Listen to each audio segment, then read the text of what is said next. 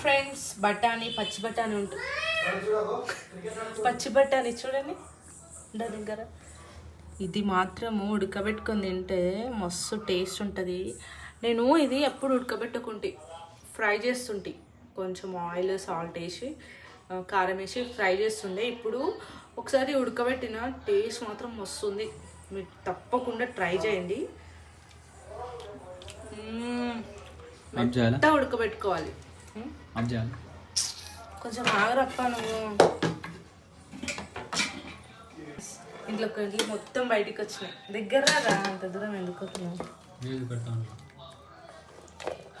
చూడండి ఫ్రెండ్స్, మస్తు టేస్ట్ ఉంటుంది అసలు. మీరు కూడా ఒకసారి ఉడకబెట్టుకొని ట్రై చేయండి. స్నాక్స్ చాలా బాగుంటాయి. వేడిపోయాక